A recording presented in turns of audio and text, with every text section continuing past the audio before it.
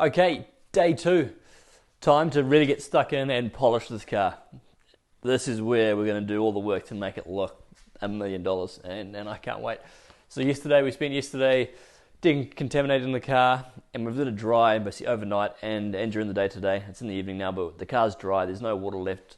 Everything's good to go. So time to a couple of preparation steps before we get into polishing. But yeah, how good.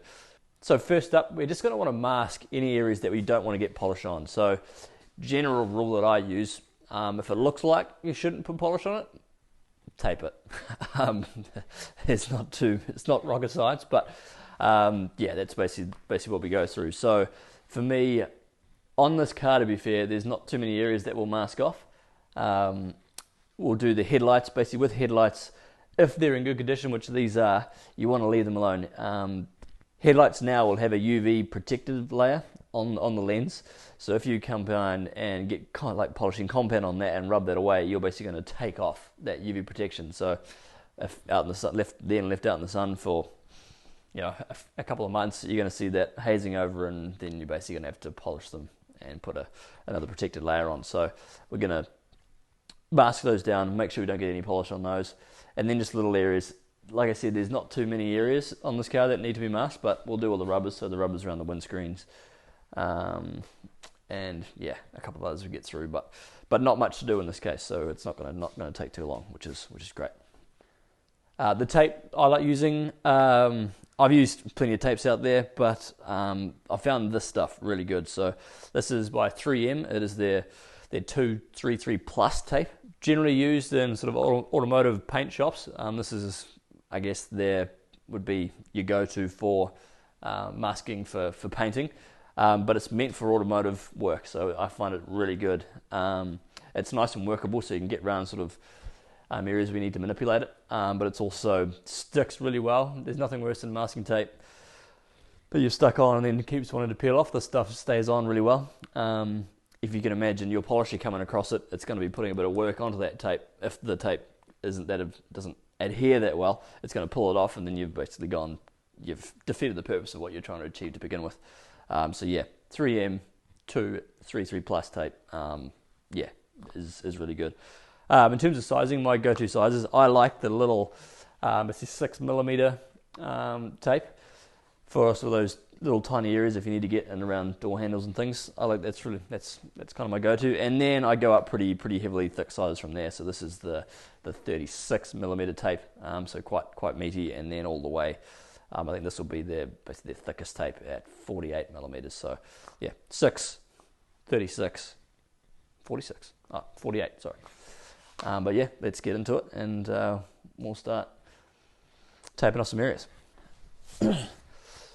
Okay, so everything's taped up. We basically, yeah, like we talked about, we've taped up all the headlights. I took care of the BMW badge here, the other headlight, just in case any kind of if the pad went over the top and potentially hit the window wipers. I put just a little bit of tape on the window wipers.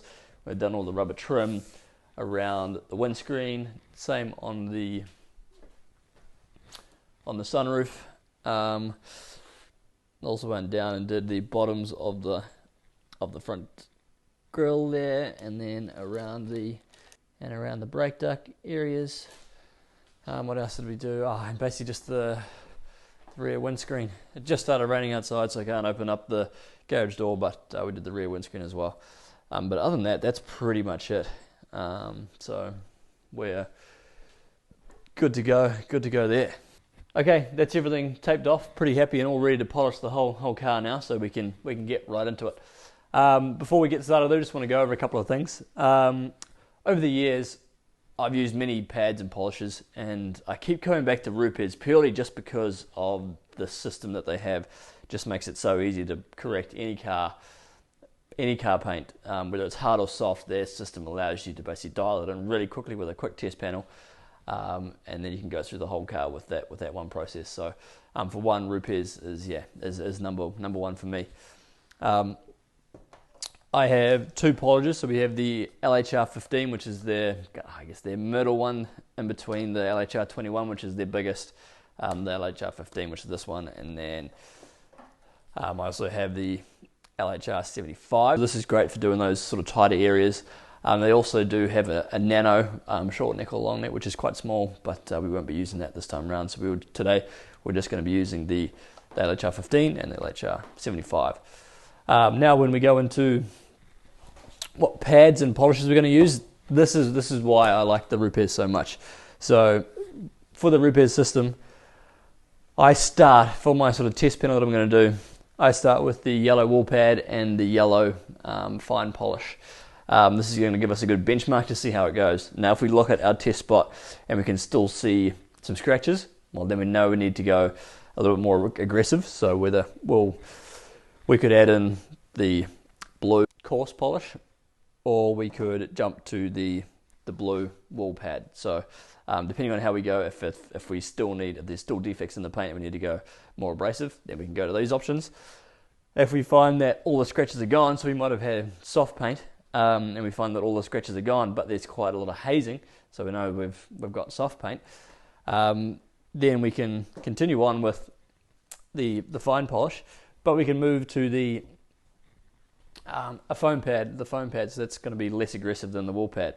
And if then we find the scratches are left still, so we need to be more aggressive, well then we can change that pad for the blue pad, and so on. So that's why I'm a massive fan of Rupes. You can go up and down that scale to find what works best.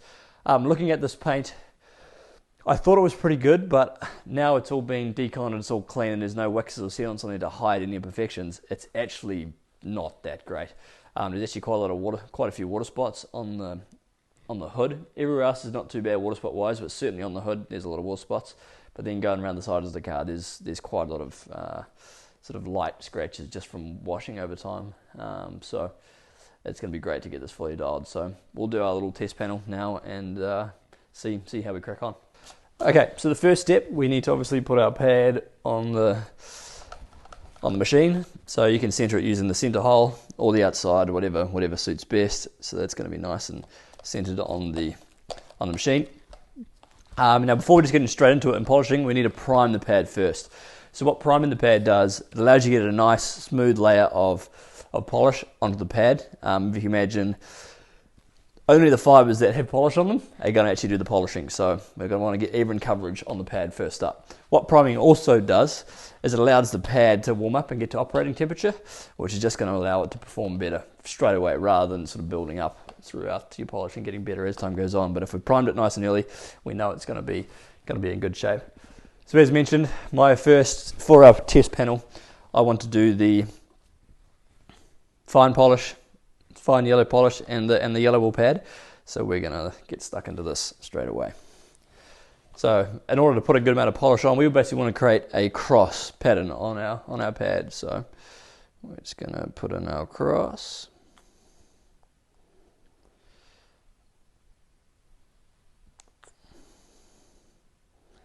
Now, we're not going all the way to the very edge. If you do go to the very edge, you'll find that you'll get some splatter when you first apply the machine to the paint. So to minimize that, we're not going to the very edges.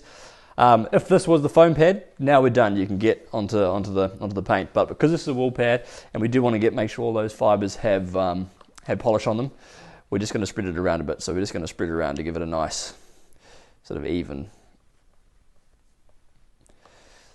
layer of the polish and all the fibers. So that's just going to help us out. The foam, because it doesn't have the thick fibers that the wool and the microfiber do, you don't need to do this. But in this instance, because we do have those fibers, we're just going to give that a good mix around the pad. So now we're ready to go.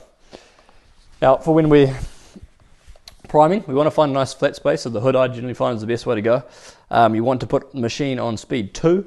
And then we're just going to hold it on the paint for about 20 seconds. So you're basically going to put a little bit of, not too much pressure on, just light to moderate pressure on, but we're going to let this go for 20 seconds. So we're basically putting on the paint first, and we'll let it go for 20 seconds. So you can see we're staying in the same spot, we're not putting too much pressure on.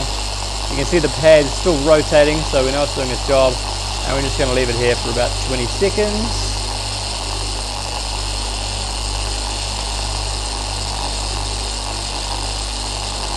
To go. Perfect, and that's us So you can see here now the pads got polished nicely all over it, so it's primed and ready to go. So now we're going to do our test panel. We're going to do an area about this size, and see what it looks like when we finish up. So with this, we're going to want to reapply our polish. So we prime, but we can put a little bit more. Now, size-wise, little droplets, pea size. So we'll do about 4 of them, about that size, and then we're good to go. And so first we're going to want to spread the polish around. So we'll just move it around in our little area that we're going to do, and then we want to start on speed 1, just to cover the area that we're going to polish. So speed 1, we're going to move that around.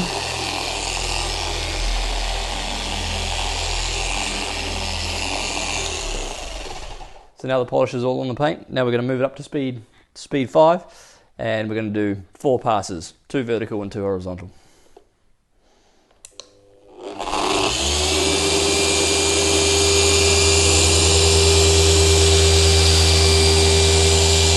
So you can see I'm not putting too much pressure in, it's allowing the pad to rotate nicely. You'll see if I go on an angle, you can see how it stops spinning, or if I push too hard it'll stop spinning. So we want to be nice and moderate pressure, and we're just going to work our way doing our area.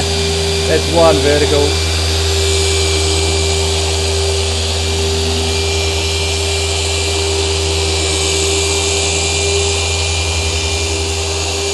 There's our horizontal.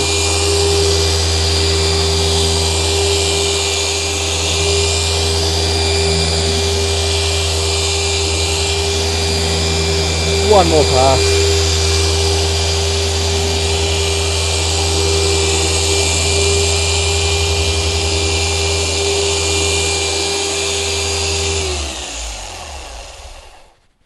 Perfect.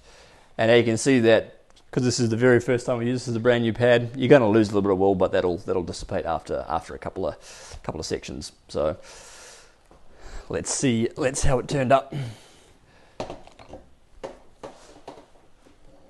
So we have our polish removal towel here. This is a great towel, really high quality. One massive thing for me with towels, especially when you're taking polish off, I don't like any seams. So there's no stitching on the edge of these towels. It's laser cut, so there's nothing that can scratch your paint. This towel also has a high pile side on this side. Also, when you do have your towels, pays to check them to see if there's any debris. There was just a little bit there, so we got rid of that. But high pile side here, which is nice and soft, good for cars with soft paint. And then on this side, it's a lower pile, so not as longer piles, means on hard paint, which I expect this to be, it's a bit easier to pull it off. But we'll start with the soft, because you can only always be too careful. And we're going to remove this off and see how it looks.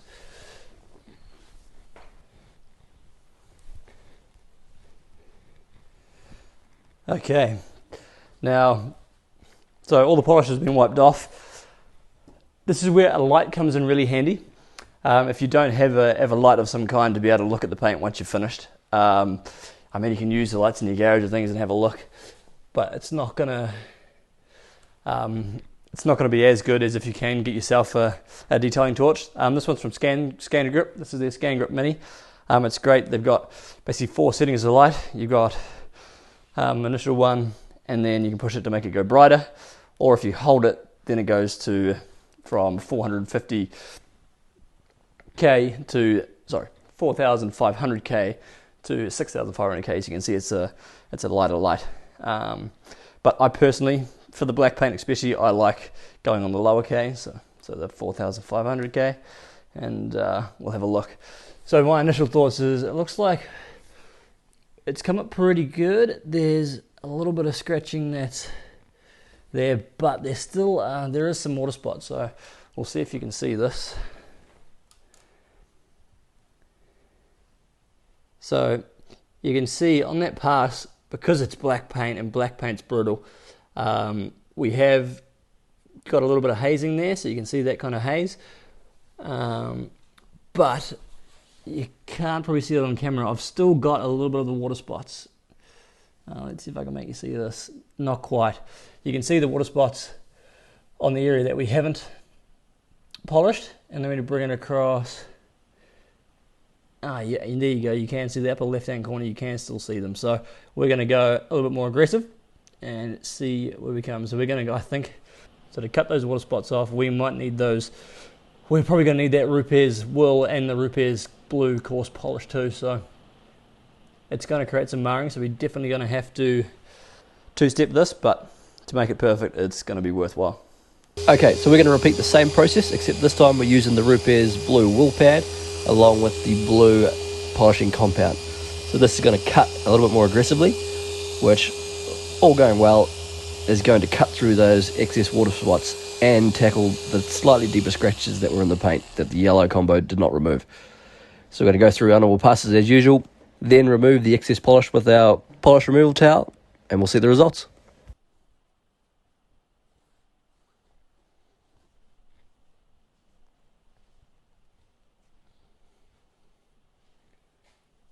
Okay, so that's the blue wool pad and the blue coarse cutting compound. Already, that looks like it's done the job pretty well. Again, we'll bring it out of light. Have a look. Yeah, there's some slight marring. But in terms of water spots, they are all gone. So that's outstanding. Okay, now to continue on, now that we know we've done the cutting that we need to at our best level on this hood, now we're going to want to go to our finishing. So generally the Rupes yellow foam pad is good enough for finishing, so we're going to give that a try here. If it doesn't finish it down enough, we'll give the white pad a try, but generally the Rupes yellow with the fine yellow polish does a great finishing job, but with this being black paint, we'll double check. We'll have to check. So we're going to go ahead and prime this pad. Same process as the wool pads. So your X, again, not going all the way to the end. The only difference here is that because it's a foam pad, we don't have to spread it out. So again, we're just going to find that spot, flicker on to speed 2, and then let it go for it. So exactly the same, we're going to let it go for about 20 seconds in the same spot.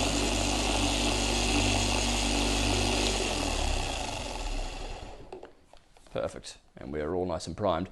You can see, don't worry about the outer areas too much, but the inside's nicely primed in on this, in these areas too. So now we'll put in our dots. Again, pea-sized, 4 pea-sized dots.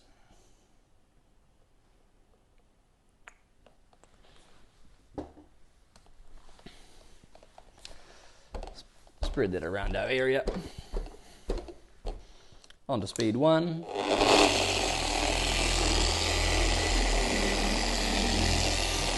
Just spread around the polish. Then up to speed 5.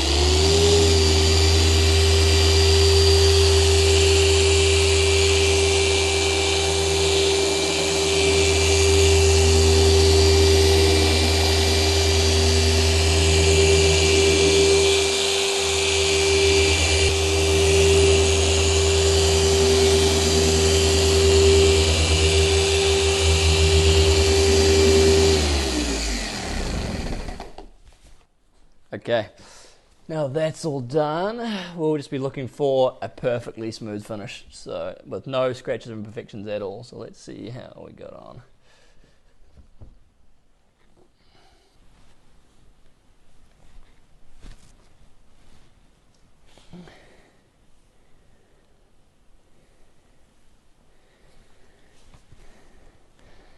Yeah, and that's looking pretty phenomenal now. So yeah, real happy with that result. Yeah, it's super clear, super clear. Here's my light. Yeah, that's beautiful. There's no hazing there or anything. So looks like we don't have to go to our white pad. That looks like it's come up perfectly well. Yeah, that's awesome. We'll show you on the camera so you can get a good look, but yeah, that's awesome. So there's our light going across, and then there's where we get into, so you can automatically see all the hazing there. Can't see water spots in this angle, but we'll show you that angle next, but you can see all that hazing. And then we go across now into our polished area, so that's mint. So we are good to go there. That's awesome. Another view of the water spots that you can see in that bar light there. Bring it across all the water spots, and now they're gone. So we're perfect. Again, water spots, area polish. So happy days. This is going to be our process for